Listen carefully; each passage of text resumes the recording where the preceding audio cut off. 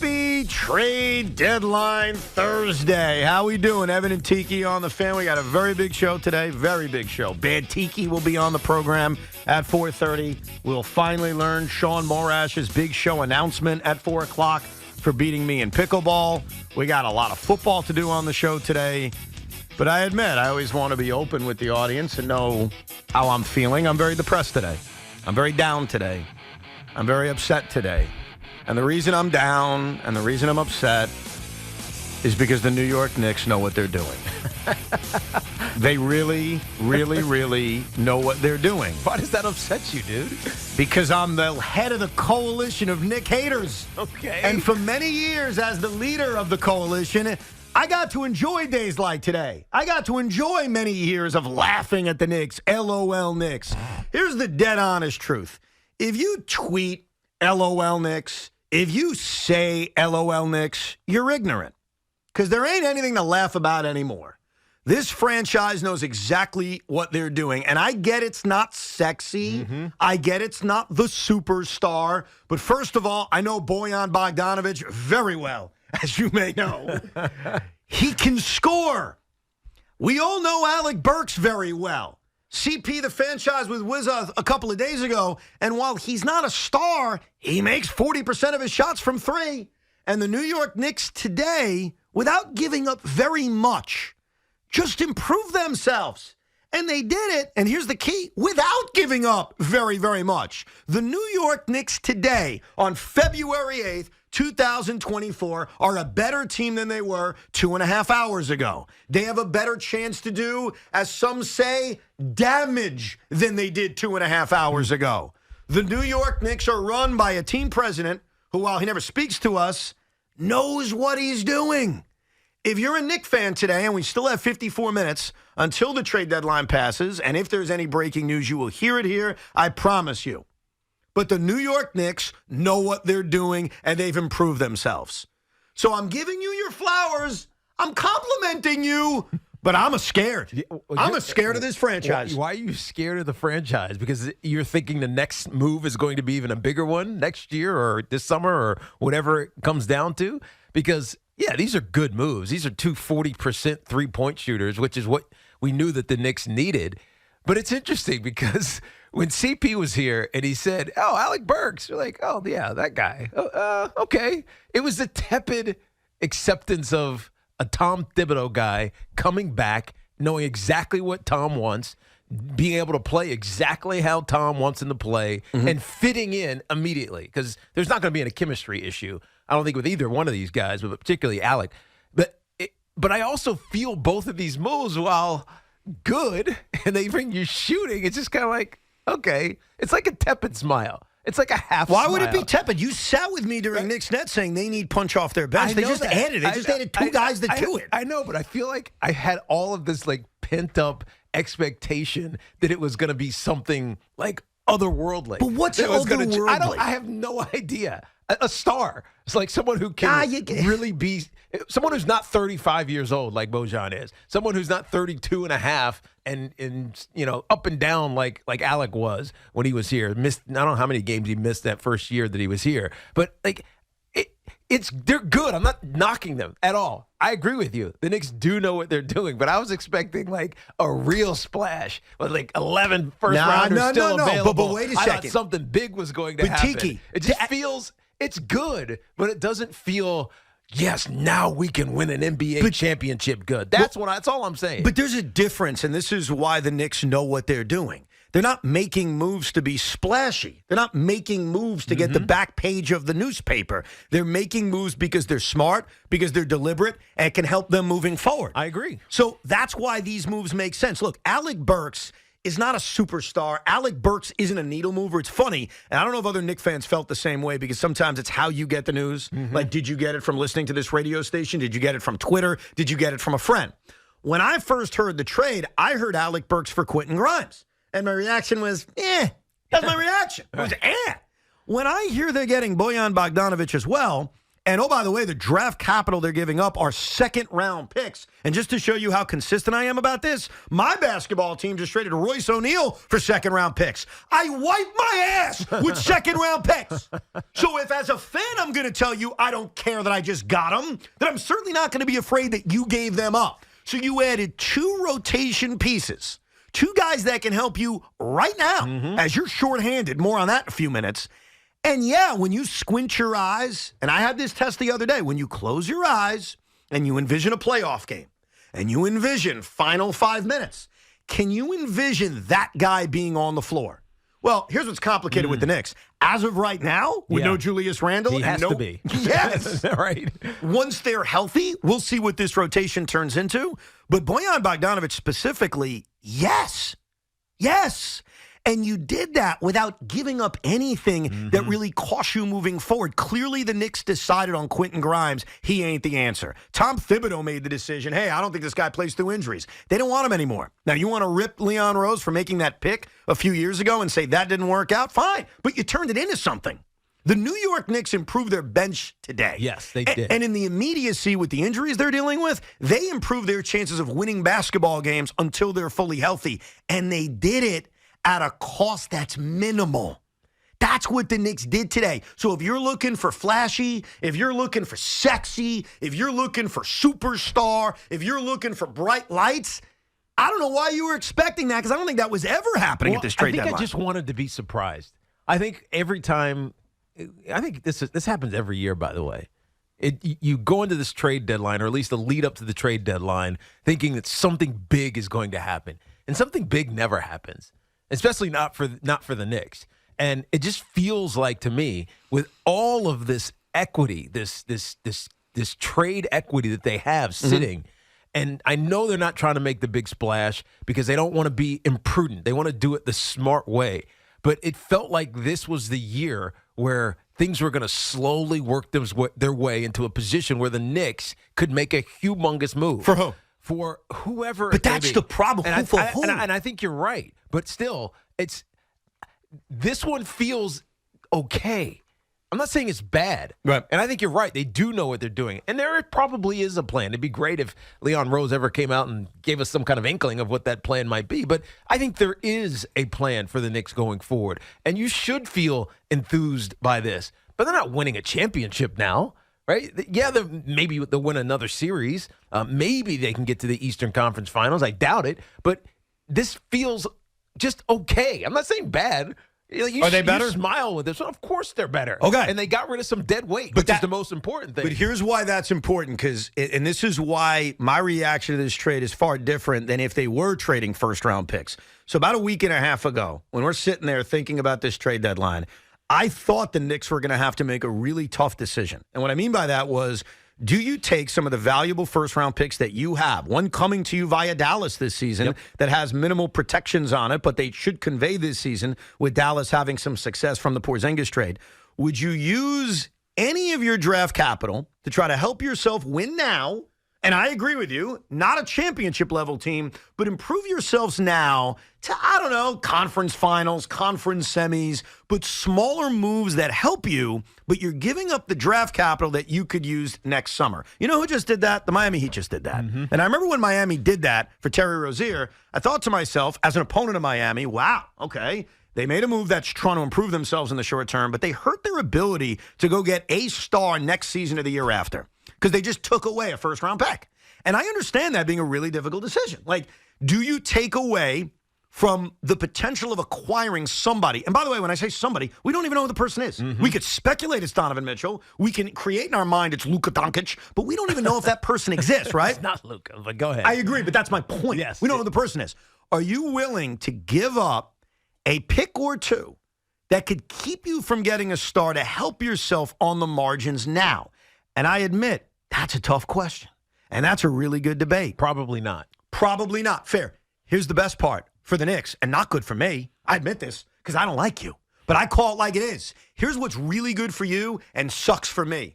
What did you just trade that hurts you from trading for a star this summer? Nothing. I'm sorry, what was that? Nothing. Nothing. And that's the Quentin point. Grimes is the only argument you can make. And what the hell is Quentin Grimes? How valuable do you think he really is around the league? Yeah, and that's and by the way, there's a reason that we've been hearing for a month that they're trying to move Quentin Grimes. There's a reason that it feels like for whatever reason, and I don't know what the interpersonal relationship is like inside the Knicks locker room, but it felt like there was something that was forcing him, or potentially forcing him out, and it finally happened. Now, is it for the betterment of the Knicks going forward? I don't know. Like, we'll see. Yeah, but wait. Stick with me on this, though. Would you agree? And this is really, really important because I'm also giving you the long-term view on this. This is not just short-term. The Knicks are better. They are better. They just added 2 good offensive pieces off of their bench. They have better chances at winning games now in the short term with injuries and even in the long term because they've got a deep team. We all agree they got better. They took away nothing from their ability to trade for this fantasy star, a star that we don't even know is going to be available. And by the way, I'd even argue they enhanced it. Well, Evan, how'd they enhance it? Evan Fournier is gone now. The Knicks could have picked up his option and had him as an expiring contract to just help out with cap space on a potential trade. Yeah. You know who now fills that role as kind of the same player? Bojan Bogdanovic, because he makes $19 million next year with only a few of it guaranteed. You know what the difference between Bojan Bogdanovic and Evan Fournier is? What is that, Evan? One's good, the other sucks. And one is going to be 36 years old next year. And what's Evan Fournier, by the way? He's nothing. Yeah, true. I know. Well, Evans had his moments, but he clearly fell out of favor here. So he was expendable. Who has more value in the trade market? I mean, Bojan does. Okay, definitely. Because so did they enhance their ability to get that mystery star next year? Yes or no? Did they enhance it? Yeah, of course they did. So then that's what was a brilliant trade. But you're missing what I'm saying, Evan. So for so long, it feels like the Knicks were just waiting and waiting. It's going to come. We're turning the corner soon. We're turning the corner soon. And it just never came. And now it's like you halfway turned the corner. You haven't really turned the corner yet. And I think there's just an urgency that's not there. And that's fine if that's the plan. I don't know what the plan is. I don't know what the long-term solution is for the Knicks. But all we can do is look at what we're presented with right now. And right now we have a star in Jalen Brunson, albeit he's hurt, even though he's questionable for tonight, which is actually a good sign. The fact that he's not even been ruled out yet. So you had this star in Jalen Brunson. You had Julius Randle playing at the level that he is, OG playing at the level that he is, and it felt like, man, this team actually is ready to win. Let's just go try it now. Right. And what we're getting is, well, we're not going to quite turn that corner yet. And that I'm not saying it's bad. I'm just saying it's like, all right, hurry up and wait. Yeah, but you don't have Hurry to. up and wait. But you don't have to do that anymore. See, 2 years ago, I think the Leon Rose plan was, I'm going to collect all these first-round picks, and I'm going to be ready to kind of jump for that superstar when needed. And, oh, by the way, in the meantime, we're going to tread water. They're not treading water. They're a good team. Like, I wouldn't say the Knicks are a tread water team. No, they're swimming strong. They're swimming strong. They're a legitimate playoff team. There are many Knicks fans out there, I will respectfully disagree with you, that think you're a championship team. I don't think you're quite that, but I think you're good. I think you're scary. I think you're plucky. And so you're still doing that same game of, hey, we're well positioned to trade for the star when available. And in the meantime, we're going to go win. And that's the best spot to be in. That's why I'm miserable today, because I'm jealous. Because I see where you are, I see what you're doing, and I look at you and I say, boy, I'd love to be you. Let's go Knicks. Because my team, yeah, they got a lot of assets. They got a lot of picks. And guess what? The next superstar that's available, they can be on it too. The Nets still in the league. But guess what? What's that? In the meantime, they're not treading water, they're drowning. So the Nets could get that star too, but the Knicks could get that star, and they're still winning, and they just improved their team. So hear me out, Knicks fans. Here's why I'm miserable today, which means you should be happy, right? You're clearly better. You've just improved your team. You just added 2 rotation pieces, and you did it without hurting your chances at all at trading for the mystery superstar you have fantasized about. And by the way, that mystery superstar may never come. I'm not even guaranteeing you that. But you want to be in the game, right? You want to debate with your friends if it's worth pursuing Donovan Mitchell, right? You want to debate with your friends, hey, Luka just asked out. Do we have a chance? I'm not saying any of that's going to happen, but you want to be in that game without hurting yourself in the now. The New York Knicks didn't hurt themselves in the now. They just got better. Yeah. They just did both. They're the fat kid eating cake and doing something else. What do? You eat cake and have it too. they're doing both. They're double fisting cakes right now, Tiki. Yes. You want your cake and eat it too. Right. I'm trying to understand what analogy you were trying to make. But it makes sense, doesn't it? You were trying to use. Makes sense. No, it definitely does. And again, I'm not anti what you're saying. Thank you. I'm just saying that it's also kind of still not fulfilling yet. It just feels like you're a step short. Yeah, you are the Grinch. Like, seriously, are you seeing Alec Burks again in a Knicks uniform and saying, "We got it now"? Right? You're seeing Bojan Bogdanovic in a Knicks uniform saying, "Oh my God, look at what we're dominant on both ends of the court." Like, you're not saying that. But they got you address the issue, and we talked about it before. The issue is that the scoring off the bench was just non-existent. And look what they just added. And they just added scoring off the bench. Yes. But it still doesn't feel like this Knicks team is now one of the, real favorites to win the NBA title. Are they better today than they were yesterday? Yes, of course they are. Okay, they're not the favorites to win the NBA title. I don't think they're going to win an NBA title, but did they just get better? And did they do it without expending assets that will hurt them next year or the year after? Obviously. Again, I'd argue they're in a better position now. Look, Quentin Grimes, here's what I'll say about Quentin Grimes. It didn't work. You want to criticize Leon Rose for that. You want to criticize Tom Thibodeau for that. That's fine. What the Knicks have done since Leon took over, they've had 4 drafts. And you know how many first-round picks that Leon used is currently on this roster? 0. Obi Toppin didn't work out. They made a mistake. They should have drafted Tyrese Halliburton. Quentin Grimes, it worked out. Now he's gone. Emmanuel Quickley, now he's gone. The only guy I think they drafted that's still on this roster is Jericho Sims, if I'm not mistaken. But what at least Leon was able to do was, A, turn players and some of those players selected into other players that help you. Yeah, but that wasn't the plan. And by the way, like, oh, we're going to draft IQ and Obi and all these guys just to build them up and trade them so that we can go get somebody else. That's not the plan. I'm not saying that was the plan, but think about where they are right now. They've got 3 potential first-round picks this season, really 2 because the Washington pick is protected, and that'll be pushed to the following year. They've got future first-round pick of the Milwaukee Bucks in 2025. Like, they set up with future assets. I'm not telling you these are the greatest draft picks in the world. My draft picks are better than your draft picks because I have Phoenix's picks in case they suck. Mm-hmm. But that's not my point. You also have your own draft picks, which is kind of cool. I don't know what that's like. But you've got assets. You've got movable contracts. And that's for next year. Next year. For now, you just improved your bench. You just added that punch off the bench. I'm not putting Alec Burks in the Hall of Fame. I'm not putting Bojan Bogdanovic in the Hall of Fame. What I'm simply saying is those pieces in a rotation fit a lot better and are more important to you right now than an injured Quentin Grimes, Evan Fournier. Look, the only negative, and I have to bring it up, is the fact that they traded the human victory cigar, Ryan Arcidiacono. And that sucks, especially with that crazy streak he had of playing in 20 games and not scoring a point. Now he's going to finish it somewhere else. Yeah, that kind of stinks. He's in Detroit. He's going to play 25 minutes a night. Yeah, there's no way he's not scoring. There's no way. It's over now. Whatever the streak was, it's over now. That's the only negative. But Malachi Flynn, don't let the door hit you on the way out. Evan Fournier, see ya. And Quentin Grimes, look, it sucks it didn't work out. The Knicks are better, and they're set up for the future. And you know what that does? That makes me miserable. It makes Loogie happy. Look at him over there. Evan, Tiki, Tri-State area, the Knicks are back. No, they're back. They're back. The Knicks are back. What do you even mean by that?